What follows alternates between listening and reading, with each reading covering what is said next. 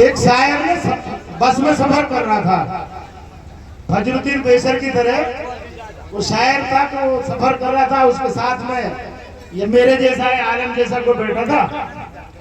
तो शायर का तो काम पड़ोसी से कहने लगा, यार मका मैंने 3-4 शेर सुना दिए। तो मेरे जैसे कह रहा है बहुत अच्छा शेर सुना है, तो कहने लगा आप भी तो कुछ सुना दो। तो रेल की फाटक पर खड़ी थी बस, सामने एक ट्रक खड़ा था, उसमें एक शेर लिखा हुआ था, अहले वतन हम तो सफर करते हैं, अहले वतन हम तो सफर करते हैं। इतने फाटक खुल गई, वो गाड़ी निकल गई आगे, जो नीचे की लाइन वो पड़ी ना गई, जैसे अभी आलम ने कही। तो वहां ने किया अब कहा कहूँ, तो वहां ने कही अहले वतन हम तो सफर करते हैं। तो शायर बोलो मतलब खुश हुआ, क्या बहुत अच्छा शायर है। तो फिर वहां ने कही भाई जेब कतरों सावधान रहे, बड़ा सामान की खुद जिम्मेदार। तो आगे कई तरह के लोग आएंगे, उनसे सावधान रहने की जरूरत है। हमारे चौधरी का आदेश और संदेश यही था। मोहतरम जनाब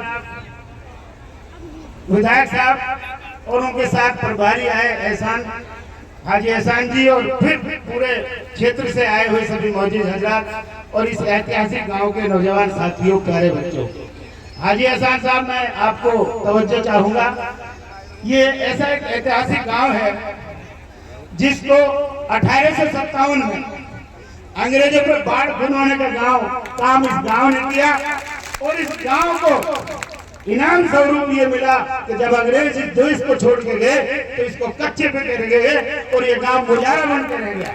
इस गांव का संघर्ष है कि आज भी आबाद है, जबकि ये गांव को, इस गांव को छोड़ के जाना चाहिए। यह बड़ा संघर्षशील और ऐतिहासिक गांव है। मैं मुबारकबाद देता हूँ इस गांव को। दूसरी बात, इतिहास से आदमी सीखता है और भविष्य की प्लानिंग बनाता है।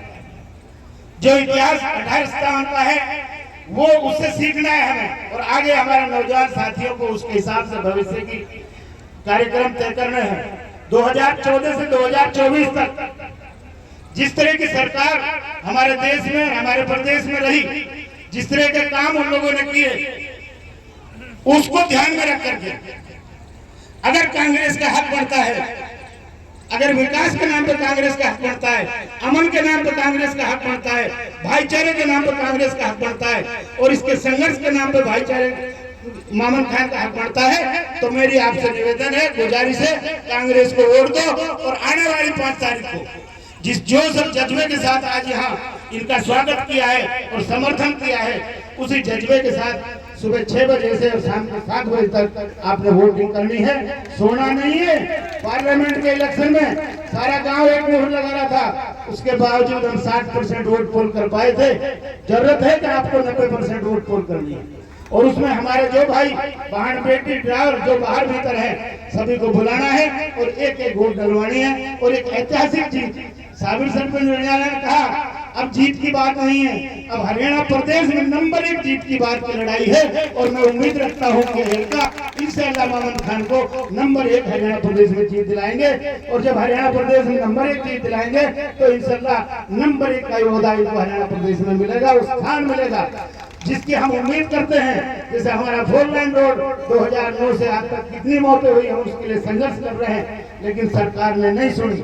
बहुत कामों के लिए आपने धरना प्रदर्शन किए, बहुत चीजें नफरत फैला करके लिंच करने का काम किया, लेकिन इन्होंने जोड़ने का काम किया, जोड़ने के लिए सफर किया, जोड़ने के लिए कांग्रेस ने देश में संघर्ष किया। उसके लिए मैं कांग्रेस की हिमायत करता हूं और सलाम करता हूं राहुल गांधी के लिए और इस भाई के लिए जो उन्होंने इस इलाके के लिए अपनी नुमाइंदगी में विधानसभा में धरना देकर के इस रोड को बनवाने की कोशिश की, लेकिन इस सरकार को नहीं पता चला। और हमारे भाई 5 साल तक सरकार में रहकर मलाई चाटते रहे, लेकिन उन्होंने कभी इस हल्के के बारे में नहीं सोचा। जय हिंद, सलाम अलैकुम, जय धन्यवाद।